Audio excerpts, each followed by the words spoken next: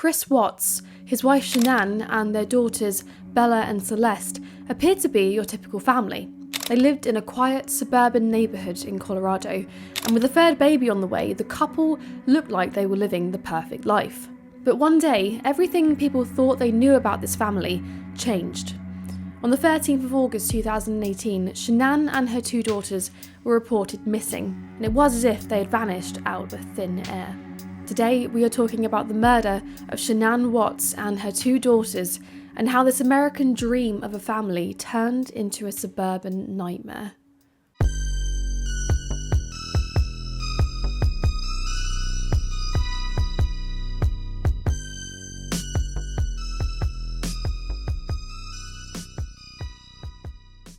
Chris Watts worked as an operator at an oil and gas exploration company in Colorado, and Shanann worked from home as a successful promoter for a marketing company. She therefore posted a lot on social media, and from the videos she did post, they looked to have a happy marriage and a loving family dynamic. Chris's friends widely regarded him as a quiet, gentle and devoted family man, describing him as a caring, normal person. And as the couple were expecting their third child together, it was what could only be assumed an exciting time in their marriage. So there were no obvious warning signs to outsiders that anything dark was on the horizon. And when we look at these posts now, you think that we would notice something bad was going to happen. But these photos and videos simply show a normal family enjoying their life.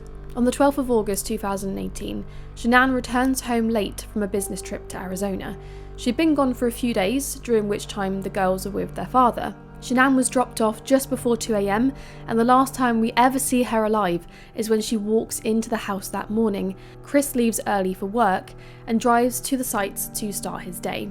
Later that morning, a concern is raised by a friend that Shanann missed her doctor's appointment and wasn't answering her phone or responding to messages. And the friend rightly initiates a welfare check on Shanann, and the police arrive at the house. Chris is also called back to the house and arrives to let the police in. And the police observe Shanann's car still in the garage, along with her phone and keys still inside the house. This was an immediate red flag, as it suggests that she didn't leave the house voluntarily.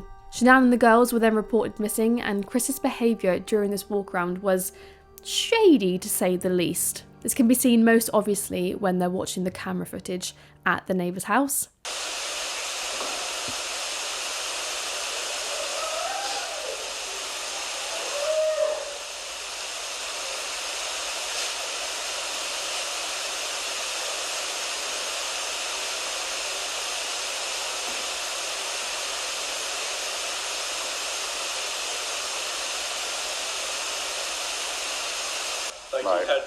We had issues the other week when people were stealing stuff out of like garages and stuff like that.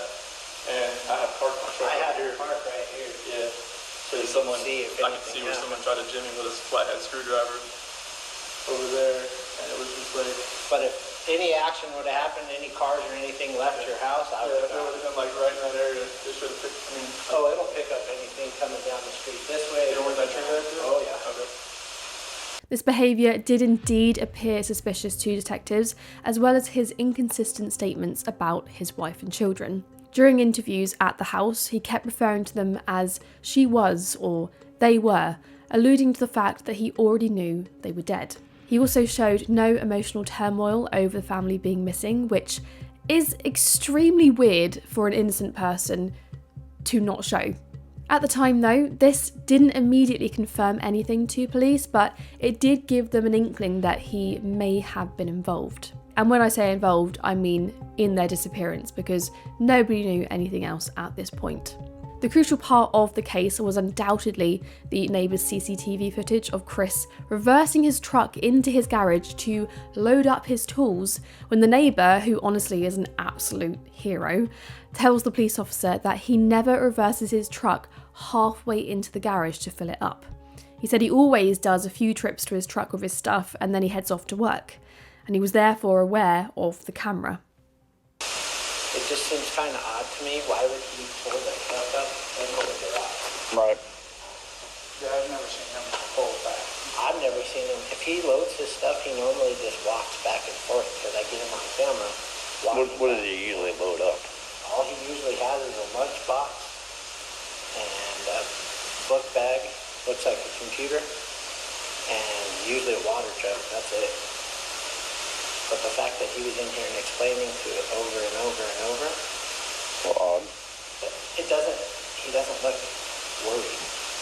He looks like he's trying to cover his tracks. You know what I'm saying? Right. And if he's loading his stuff, why isn't he walking back and forth? But I can't see what he's doing in the back of the truck because he pulled into the garage. And he knows my camera's there. It also didn't help that Chris kept giving over information that was not relevant to his family's disappearance, like he was trying to prove something by giving the illusion of helping the officers. When Chris was called in for questioning, he initially continued the story that they must have left or have been taken whilst he was at work that morning. But the neighbour's camera never caught anyone entering or leaving the house after Shanann arrived home at 2 a.m. that morning.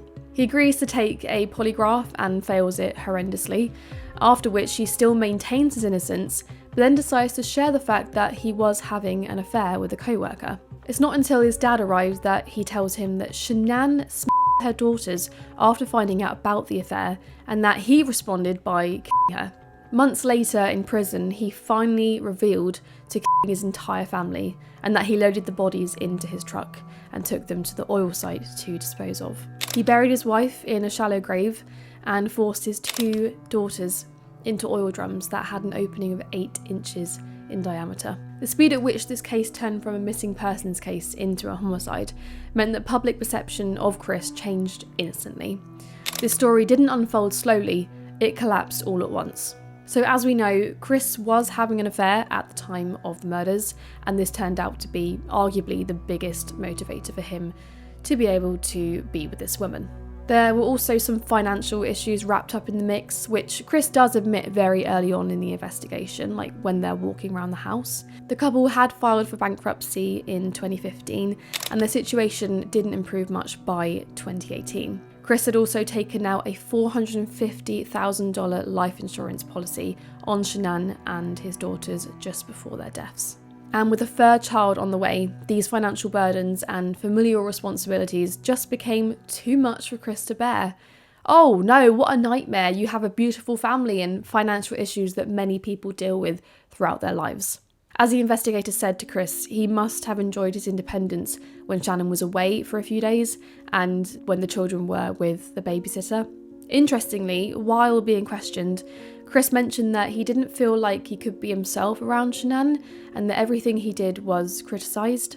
Chris portrayed himself as the passive partner, and though this could well be true, this is common in a lot of relationships, and though it's not healthy, these situations rarely lead to violence. So it's important to note that no single explanation fully accounts for Chris's actions. This discomfort that sits with us about what happened comes from the normality of the situation before it turned into a homicide. There is no clear psychological type here and no obvious warning signs. There are 2 overlaying themes in this devastating case, one of which is perception versus reality. Externally, the marriage and the life of Chris and Shanann Watts looks like a stable, predictable picture. But internally, we now know that there were multiple tensions at play, and this hidden reality formed the foundations of a horrific crime. And then we have the myth of normal. As unassuming outsiders, we rely on appearances and behavioural patterns, but these aren't always reliable indicators. And that's why so many cases, just like this, can be so shocking to the outside world. And it's also the reason why this case just stays with people, and why when I was watching the interrogation of Chris, I was reading comments of people saying like, I've watched this over and over again and I'm here like 5 years later. Because it's fascinating and terrifying to know that something like this can go unnoticed until it's too late. It's a psychological discomfort that we just can't shake, because we would all want to know the clear warning signs. This case challenges the idea that we can always recognise danger before it happens. What we do know about this act of evil cruelty, as Chris even described it before he even confessed to the murders, is that Chris Watts killed his entire family based on the desire to be with another woman, the financial difficulties he was experiencing, and the pressure of having another child. We also know roughly when this occurred and where he took his family to dispose of them. But what remains unclear is the deeper why. In prison, Chris claims that he never planned on killing his wife and children, but that it just happened. After killing Shanann, he felt he had to kill his children as they were witnesses to the crime. But whether he planned it or not, this kind of monstrous act baffles me. How can you go from living a regular life to having some difficulties, like arguably normal, to completely throwing it down the drain? It's just incomprehensible to me of how this could ever have happened. And as I said, that's why this case stays with people. It's haunting because it was birthed out of the mundane. Anyway, I do hope you found this case interesting, and as always, I'd love to know your thoughts on this one. But thank you so much for watching, guys, and I will see you next time.